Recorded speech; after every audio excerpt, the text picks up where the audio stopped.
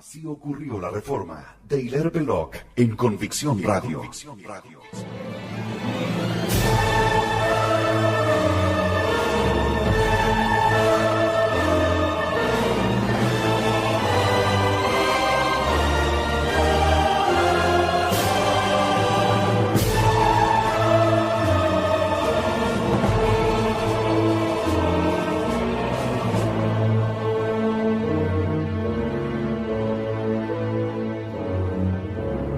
La reforma fue un levantamiento de los ricos contra los pobres. Esta máxima quizás sea lo que mejor resume la importante crónica contenida en este programa, que describe la fenomenología de la reforma de Lutero, Calvino y Enrique VIII, el comienzo del capitalismo y la legalización de la usura, considerada cada vez más como legítima, natural y hasta beneficiosa.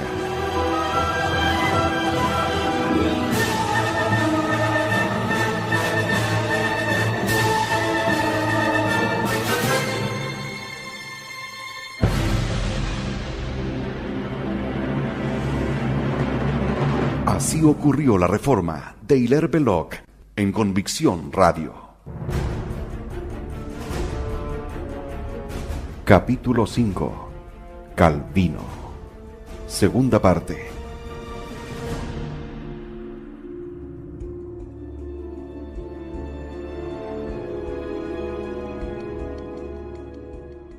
La primera iglesia calvinista organizada de verdadera importancia, la de Rouen, data de 1546, 10 años después del libro, y a partir de entonces surgen por todas partes, comenzando a constituir un pequeño estado dentro del estado. En 1547 había muerto Francisco I, algunos de cuyos parientes se habían inclinado por este nuevo entusiasmo, que personalmente era un convencido y sincero católico, cuya mayor preocupación no era la nueva disputa religiosa, sino Carlos V y las armas del Imperio Germánico, y cuya actitud política había estado confundida entre objetivos discordantes, lo que había permitido que el calvinismo pudiera afirmarse.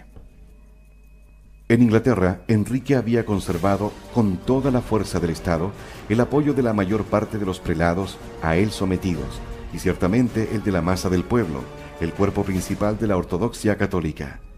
Nuestros libros de textos para uso de los colegios y universidades están escritos como si entonces, en 1540 al 1547, Inglaterra hubiera estado vacilando entre la tradición plena de la Iglesia Católica o una zambullida de la anarquía germánica, o posteriormente, en la contraiglesia calvinista.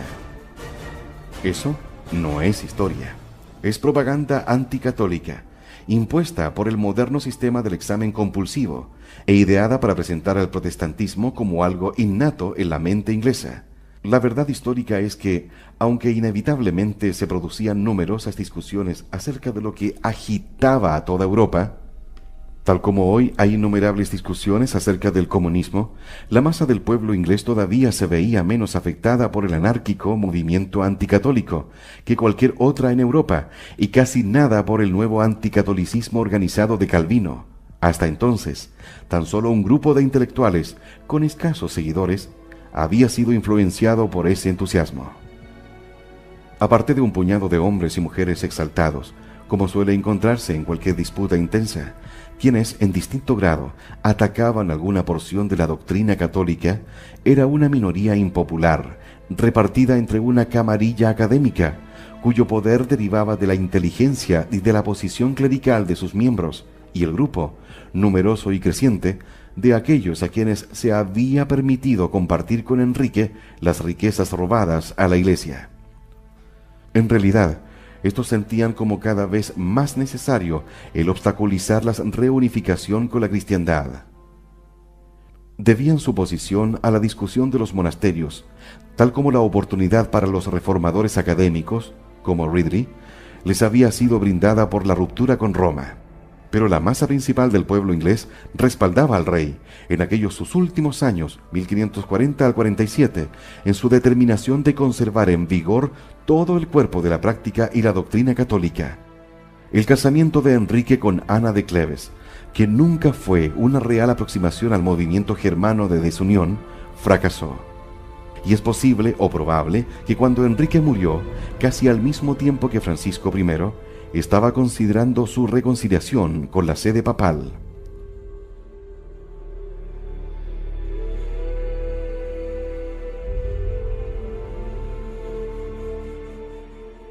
En cuanto a los germanos, la historia es más fácil de narrar. El emperador nunca había tenido poder para mantener la unidad, pues los germanos no formaban un pueblo unido, como no lo han formado, en realidad, ni antes ni después. Los grupos protestantes, es decir, los soberanos y las ciudades que atacaban a la antigua sociedad unida de la cristiandad y se dedicaban a nuevas y variadas especulaciones religiosas, con el despojo de los bienes de la Iglesia como acompañamiento y confirmación, formaron en el comienzo una liga que fue derrotada, pero su derrota no fue en modo alguno decisiva. La ansiedad del emperador y de su hermano de Austria era de transigencia, de tregua religiosa, no de triunfo de la fe. Aparecieron los interim. La palabra latina interim significa mientras tanto. Primero el de Ratisbona, luego el de Augsburgo. Y estos interim eran negociaciones de armisticio, el espíritu de los cuales era la admisión fatal de que la Iglesia Católica y sus ahora numerosos opositores asociados podían negociar entre sí en igualdad de condiciones en una ya admitida ruptura de Europa. En otras palabras, para los germanos, la unidad social católica había, por el momento, desaparecido, en tanto que todavía se mantenía firme en Francia e Inglaterra. El interim de Augsburgo sigue de cerca a las muertes de Francisco I de Francia y Enrique VIII de Inglaterra, y con él concluye este período en Germania. A medida que nos acercamos a la mitad del siglo XVI, nos aproximamos a la conclusión de la primera, clara y prolongada fase de la historia de la Reforma, que he denominado período de debate. Le seguiría el período de conflicto, pero entre ambos había un espacio de 10 años o poco más, 1547-49 a 1559, durante el cual las fuerzas se prestaban para el combate activo, que denominaré preliminares del conflicto. A esta altura de la historia de la Reforma, haremos una pausa para recapitular la situación, ya que es la clausura del primer capítulo principal en el proceso de desunión. El libro de Calvino había aparecido hace 12 años. Quienes en su juventud se habían empapado de él son ahora hombres activos de más de 30 años y están conmoviendo a Europa. Hace 2 años que han muerto Enrique de Inglaterra y Francisco de Francia, los vigorosos defensores de la misa. Acaba de efectuarse el miserable compromiso germánico de Augsburgo y en Inglaterra ha comenzado el ataque del gobierno contra la misa. ¿Cómo sentían los hombres en este momento? ¿Hasta dónde había avanzado en 1549 el peligro creciente para la cristiandad?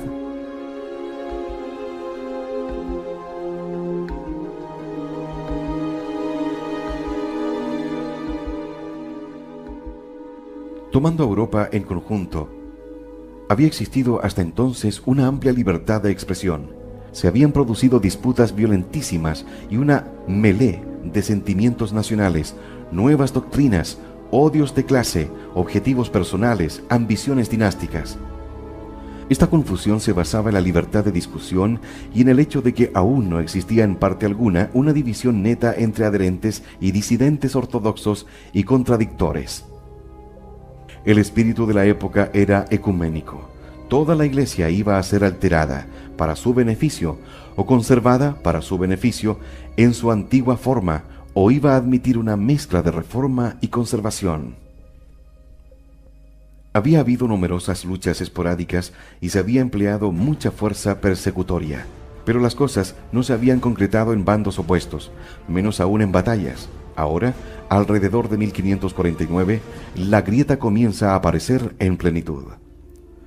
Durante otros 10 años, los diversos partidos, ahora cada vez más separados en 2 grupos opuestos, se alinearon para la acción.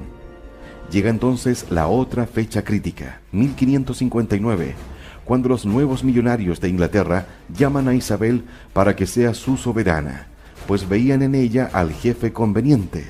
El violento y repentino levantamiento de Escocia, los gruñidos de lo que más tarde sería una guerra civil en Francia. Muy poco después, se produciría el asunto de los Países Bajos, sobre el cual también iba a girar el destino de la unidad.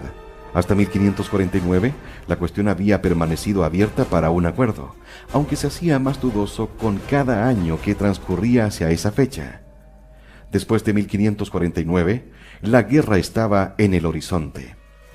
Pues bien, ¿cómo consideraba el hombre común estas cuestiones europeas en este momento de crisis, al promediar el siglo XVI? Naturalmente, nada sabía de la separación completa que se iba a producir finalmente, pero la idea de protestante como opuesto a católico ya comenzaba a serle familiar, aunque todavía no bajo la forma de culturas opuestas y menos aún de divisiones geográficas contrarias en Europa. Ignoraba lo de latino, teutónico y todo el resto de nuestro falso vocabulario moderno. La realidad para él, como es todavía la realidad subyacente para todos nosotros, era la cristiandad. Habían comenzado a aparecer las diversas nacionalidades, pero los grados de diferenciación eran muy variables y se consideraban como derechos de los príncipes, más que de los pueblos. Escocia era completamente extraña a Inglaterra y le era hostil. Francia se había unificado muy recientemente, lo mismo que España. Italia era una masa de principados y ciudades.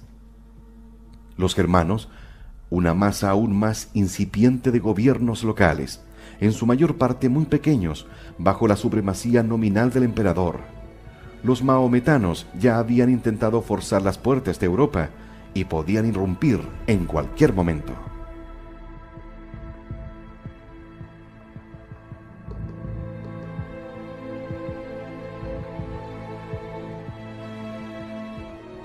En cuanto al único punto esencial, la doctrina, los hombres de 1549 se hallaban todavía en pleno fervor de la dialéctica, el argumento, la teoría y la afirmación individuales.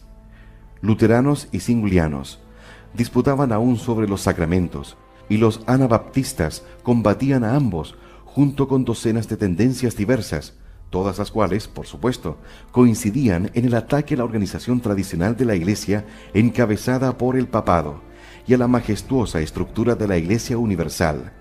En medio de todo esto se había introducido la dura cuña del libro de Calvino, con su inmenso efecto de doctrina, organización y contraiglesia, establecido sólidamente en Ginebra, que se propagaba con rapidez a través de Francia. Había nacido una institución, la presbiteriana. En estos tiempos modernos nos hemos acostumbrado a formular, ante casi cualquier cuestión histórica, la frívola pregunta: ¿de qué lado estaba la mayoría? ¿Qué es frívola? ¿Por qué estas cuestiones rara vez aparecen claramente definidas? ¿Y por qué en las convicciones existe una infinita variedad de grados, desde la masa, que es por lo general apática, hasta los valientes fanáticos de los extremos, que por lo común deciden los resultados? Pero si, con el propósito de responder a esa pregunta, intentamos un análisis de los convulsionados asuntos de Europa en el año 1549, obtendremos algo así. En lo que se refiere a si la antigua y tradicional religión conocida debía conservarse, la abrumadora mayoría de Europa estaba aún, en 1549, a favor, en la proporción que se prefiera, 10-1, 20-1. En Inglaterra, especialmente, este sentimiento era vigoroso, quizás más generoso que en parte alguna, exceptuando a España, entre las naciones organizadas. Pero Inglaterra estaba en esa época llena de discusiones, lo mismo que Francia. En lo que se refiere a la necesidad del papado como centro de la unidad, o de si los gobiernos civiles y las iglesias de los diversos reinos no podrían organizarse sin estar sometidas a él, existía una actitud dividida con posibilidad en contra, por el momento, de una mayoría que sustentara el pleno derecho papal. En Inglaterra, Francia y hasta España, la idea de que el soberano debía tener supremacía en todos los asuntos de la vida práctica tenía mucha fuerza, y resultaba muy fácil lograr que la vida práctica incluyera todo tipo de asuntos eclesiásticos. Por otra parte, debe recordarse que estos hombres aún no sentían la experiencia de lo que resultaba de tratar de mantener la unidad religiosa y la ortodoxia sin contar con un centro de control. Fue la siguiente generación, luego de que los hombres aprendieron lo que la diserción originaba en la moral, y cómo, sin el papado, el desgarramiento era inevitable, cuando comenzó a cobrar fuerza el aglutinamiento en torno a la Santa Sede. Esta actitud antipapal se veía favorecida por el hecho de que la mayoría de los hombres aceptaba el derecho natural que asistía a sus gobernantes civiles, reyes y príncipes, para regirlos.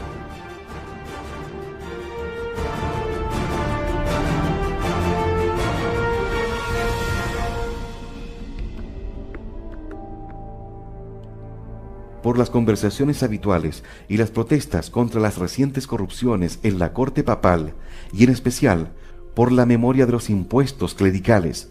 Sobre esto habían existido protestas en todas partes, gruñidos en todas partes, y en algunos sitios, particularmente en Inglaterra, el sentimiento contrario al pago de rentas y derechos a la Iglesia era tan acentuado que el gobierno podía utilizarlo como un arma para aterrorizar al clero. En cuanto a la necesidad de reforma de los abusos, el acuerdo casi universal entre quienes se ocupaban de estas cuestiones se había ido modificando en el curso de 30 años, por el temor de que una reforma pudiera significar, si se emprendía con demasiada indignación, la destrucción de la sociedad cristiana. Mientras tanto, lo esencial, la reforma desde adentro, que emprendida a tiempo, habría salvado a Europa, continuaba pendiente. Había comenzado, estaba cobrando fuerza, pero aún no era suficiente para salvar la situación. Por todo esto podemos apreciar cómo aparecería la situación si la juzgamos como lo hacemos hoy, según vagas mayorías, una errada manera de juzgar, aun cuando analizamos esas mismas mayorías.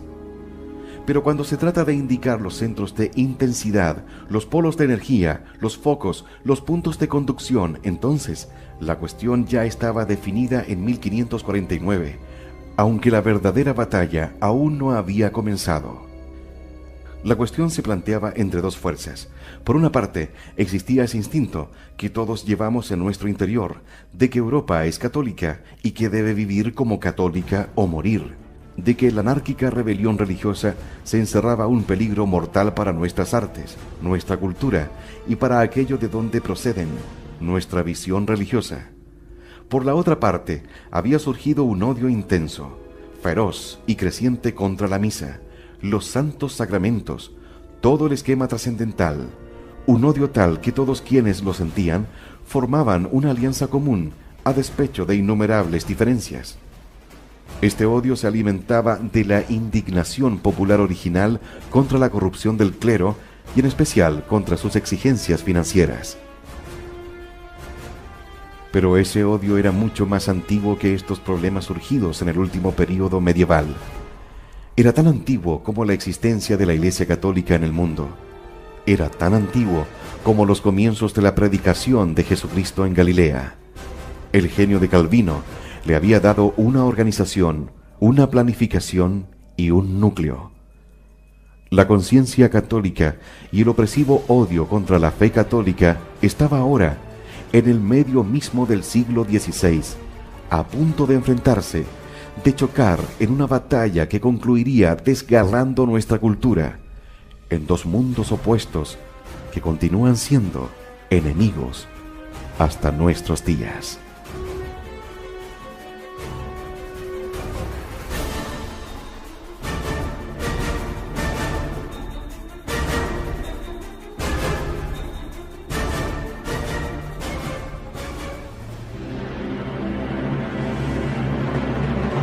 Así ocurrió la reforma de Hilaire Belloc en Convicción Radio. Siempre por la verdad.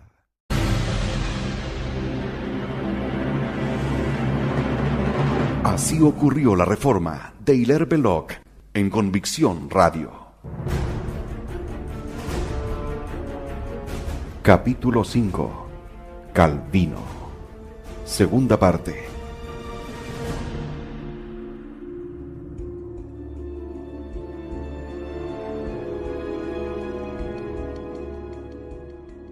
La primera iglesia calvinista organizada de verdadera importancia, la de Rouen, motivos discordantes, lo que había permitido que el calvinismo pudiera afirmarse.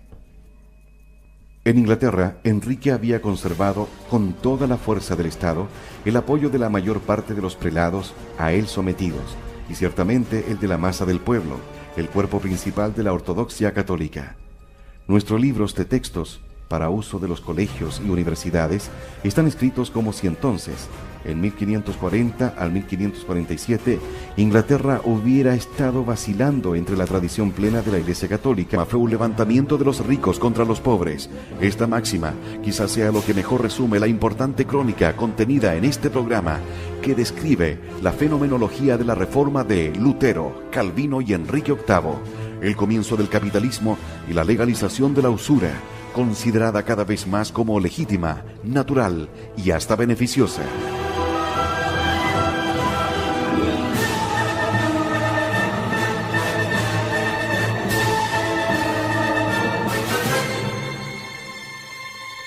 Así ocurrió la reforma de Hilaire Belloc en Convicción Radio.